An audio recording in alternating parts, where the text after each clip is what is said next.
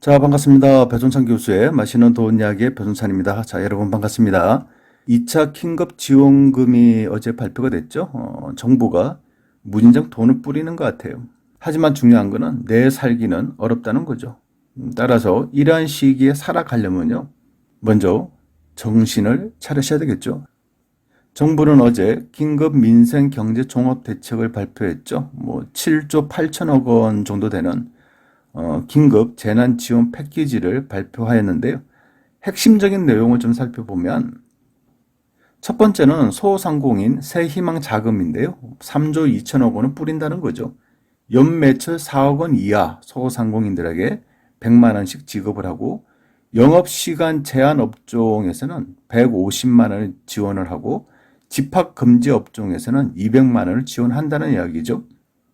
그리고 폐업 점포나 제도전 장려금으로 1인당 50만 원, 소상공인 금융 지원으로 해서 2천만 원까지 상향으로 한다는 얘기고요. 기타 등등의 초저금리 융자 지원을 해주겠다는 겁니다. 두 번째로 본다면 실직자 및 실직 위험 계층을 위한 긴급 고용 안전 패키지인데요. 특수 형태 근로 종사자 및 프리랜서 분들 중에 1차 지원금을 타신 분들은 50만 원 지급하고요. 신규이신 분들은 150만 원을 지급한다는 얘기겠죠. 또한 취업의 어려움을 겪는 청년들에게 특별 구직 지원금으로 50만 원, 긴급 일자리 24만 개를 지원을 해서 최대한 생계 부담을 경감시키겠다는 게 정부의 의지라고 볼 수가 있겠죠. 세 번째로 본다면 저소득층 위기 가구 긴급 생계 지원 패키지인데요. 갑작스러운 실직이나 갑작스러운 휴업 또는 폐업을 한 경우 그 89만 명에게 긴급 생계 지원 4인 가구 기준에서 100만 원을 지원한다는 얘기고요. 저소득 근로 빈곤층에게는 내일 키움 일자리 월 180만 원씩 해서 2달 동안 지원을 한다는 얘기겠죠. 네 번째로 본다면 긴급 돌봄 지원 패키지라 해가지고요. 초등학생 이하 아동 1인당 20만 원 지원하고 가족 돌봄 휴가를 최대 10일에서 최대 20일간으로 연장시켰고요. 13세 이상 핸드폰을 가지고 있는 모든 국민들에게 통신요금 2만 원을 지급한다는 얘기죠. 요게 핵심적인 내용이다라고 볼 수가 있겠습니다. 어때요, 여러분? 그래요. 만족하시나요? 그래요. 정부가 돈을 준다는 점에서는 대부분이 만족하시겠죠. 하지만 나에게 들어오는 돈의 양에 대해서는요, 이 금액이 너무 적다라고 볼 수도 있겠죠. 그래서 내가 받는 돈에 대해서는 불만족의 가능성이 많다라고 말씀을 드릴 수 있을 것 같아요. 어떻게 보면 또 자연의 이치 아닐까요? 정부가 돈 푸는 것은 좋다. 그런데 정부는 나에게만큼은 좀 더 많이 줬으면 좋겠다. 요게 사람 심리지 않겠어요? 아무튼 우리나라의 경제가 그만큼 어렵고 힘들다는 거 아닙니까? 따라서 이러한 힘든 시기에 정부가 주는 돈, 긴급 재난지원금을 가지고요. 일희일비, 왜 주냐, 왜 이것밖에 안 주냐, 이건 또 뭐냐, 왜 나는 안 주냐 등등 여러 가지 이야기들이 있을 것 같아요. 하지만 제가 진짜 걱정되는 거는요. 정부의 돈은 타네 안 타네, 또 얼마 타네, 적게 타네, 많이 타네, 요건 별로 중요한 것 같지 않아요. 제가 진짜 걱정되는 거는요. 앞으로 이 험한 세상을 어떻게 살아나갈 것이냐. 요게 더 걱정이라는 거죠. 정부가 주는 지원금으로 한 달, 2달은 어떻게 버틸 수도 있겠죠. 살아갈 수도 있을 것 같고요. 또한 예금 통장에 또 돈이 있는 분들은 그럭저럭 6개월 내지는 1년, 2년 버틸 수는 있다라고 말씀을 하실 수도 있겠죠. 그런데 중요한 거는 이러한 흐름이 계속 이어진다면, 코로나19의 영향이 앞으로 2년이 됐든 5년까지 이어진다면, 그때는 우리는 어떻게 살아야 할까요? 이런 부분에 대해서 여러분 자신 있으신가요? 요게 문제라는 거죠. 또 중요한 거는 우리의 아이들 또한 이러한 세상에 어떻게 살아야 될까요? 저는 무엇보다도 이러한 부분이 더 걱정이에요. 그래서 정부가 주는 돈, 긴급 재난지원금, 요거 자세하게 설명하는 것보다는 그냥 우리가 앞으로 어떻게 살 것이냐, 이런 부분에 대해서 오늘 이야기를 나누고 싶다는 얘기죠. 이처럼 어렵고 힘든 시기에는요, 여러분, 정신은 바짝 차리셔야 될 것 같아요. 감히 부족한 제가, 저 또한 많이 부족하지 않습니까? 이처럼 부족한 사람이 여러분들에게 정신 차리세요라고 말하면 그래요.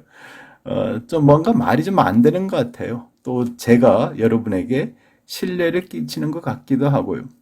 그런데 이러한 부분을 다 감내하고서도 이렇게 여러분에게 말씀드리는 그 요지가 있죠. 왜냐하면 어렵고 힘든 시기가 도래된다는 얘기예요. 그러면 이러한 시대에 어떻게 살 것이냐, 이러한 부분에 대해서 걱정을 안 할 수가 없다는 얘기입니다. 저 또한 마찬가지예요. 이러한 시기에 앞으로 어떻게 살아갈 것인가. 미래가 두렵고요. 걱정이 되는 것은 여러분하고 똑같다는 얘기예요. 그런 만큼 저 또한 정신을 바짝 차려야 되겠죠. 또한 열심히 살아야 돼요. 그래서 제가 말씀드리고자 하는 것은요. 이러한 위기 시대에 우리가 어떻게 살아갈까라는 그러한 질문에 작은 대안을 제가 드리고 싶어요. 따라서 저는 다음과 같이 이렇게 같이 살아갑시다라고 말씀을 드리고 싶어요. 첫 번째는요. 무조건 운동하기예요. 그냥 무조건 운동하셔야 돼요. 어렵고 힘들 때일수록 자기를 잘 추스려야 돼요. 돈 없어 봐요. 갑자기 막 뭐 실직을 하고 뭐 퇴직을 하고 갑자기 폐업을 하고 갑자기 영업을 하지 못한다면 집에서 할 게 뭔가요? 그냥 TV 보고 눕고 싶고 그냥 밥 먹고 또 자고 싶고 뭐 친구들 만나서 한잔하고 싶고 요거밖에 없어요. 거기다가 이러한 생활이 습관화가 되는 거예요. 늦게 잠을 자고 늦게 일어나고 그렇잖아요. 운동 안 하고. 근데 중요한 핵심은 요거라는 거죠. 돈벌이가 안 되면 안 될수록 자리에 눕고 싶다는 얘기예요. 돈벌이가 되면 될수록 누울 시간조차 없다는 얘기예요.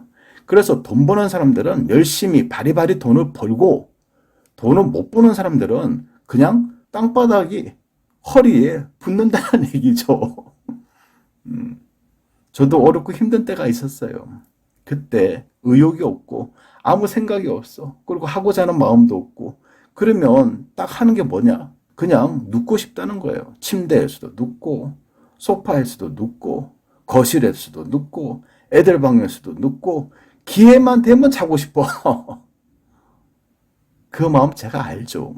하지만 이제 움직이셔야 돼요.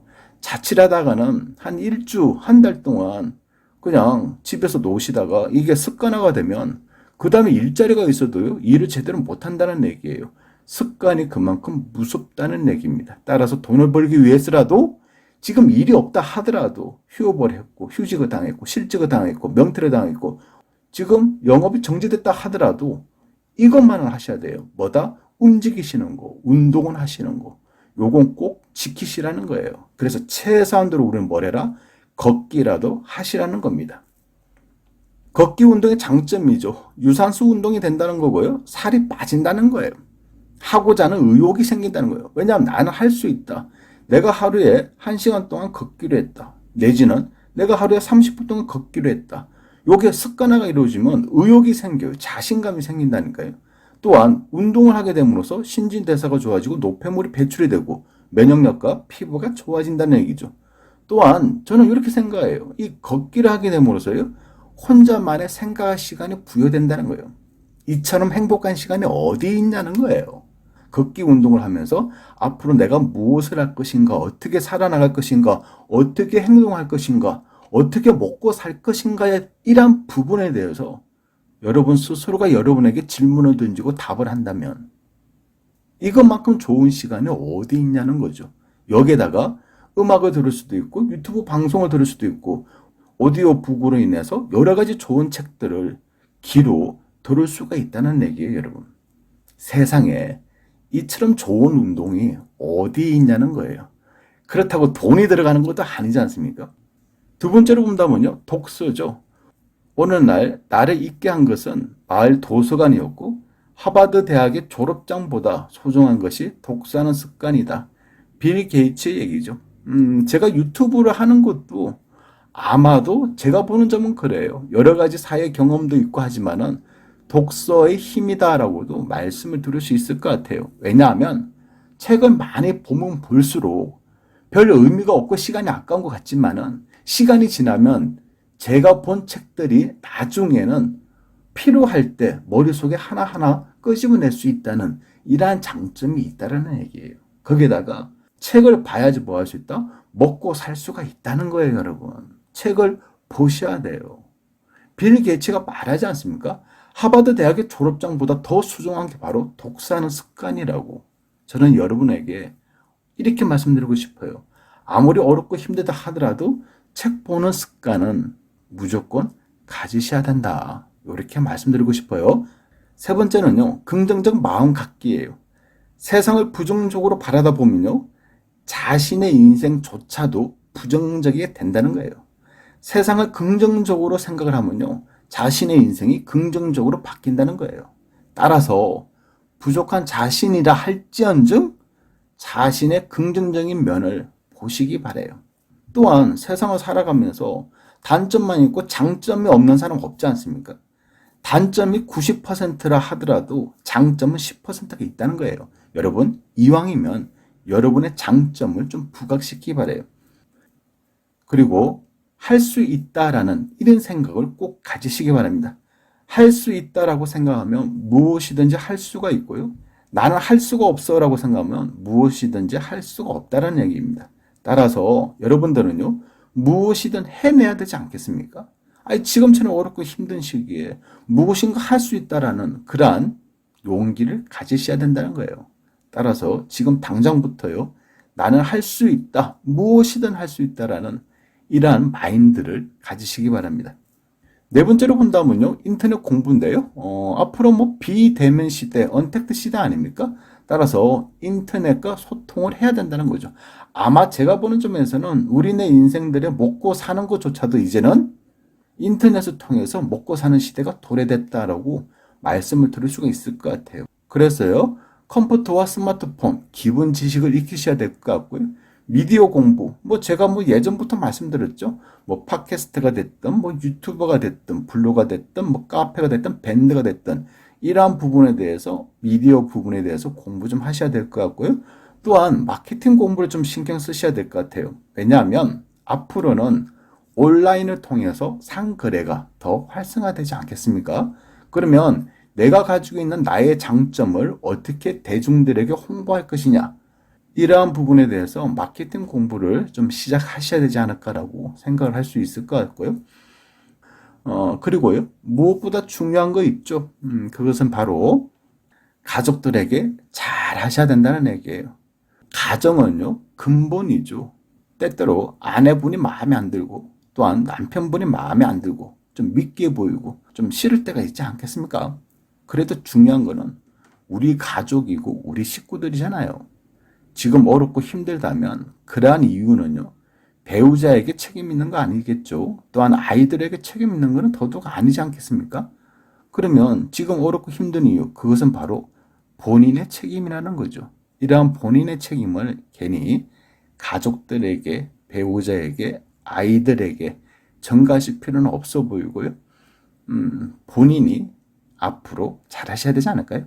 그런 의미에서 본다면 가족들에게 가장 우선적으로 잘 하셔야 될 것 같아요. 그리고 부모님께도 잘 하셔야 되겠죠. 세상에는요, 네 편도 있고 내 편이 있어요. 정당도 마찬가지지 않습니까? 뭐 이렇게 좌측으로 있는 정당이 있고 우측으로 있는 정당이 있고. 그런데요, 부모님과 자식과의 관계에서는요, 부모님들은요, 오로지 여러분들의 편이라는 얘기예요. 그렇지가 않습니까? 세상에 이런 분들이 어디 계시냐는 거예요. 내 편을 평생 들어주시는 분들, 내가 어렵게 힘들 때, 뭐 경제적으로 도움을 주시지는 못할지언정, 그래도 말씀으로 늘 우리를 위해서 응원해 주시는 분, 그런 분들은 부모님들밖에 안 계시다는 얘기예요. 그런 의미에서 본다면 우리들 부모님들에게 잘 하셔야 되지 않을까요? 요번에 정부의 긴급 지원금을 타시면요, 아이들 입에 치킨이 됐든 피자가 됐든 햄버거가 됐든 요거 사주실 생각보다는 우리 부모님들한테 무엇을 사드릴까, 이런 생각을 한 번쯤은 하셔야 되지 않을까요? 이상까지 배종찬 교수의 맛있는 도움 이야기였습니다. 감사합니다.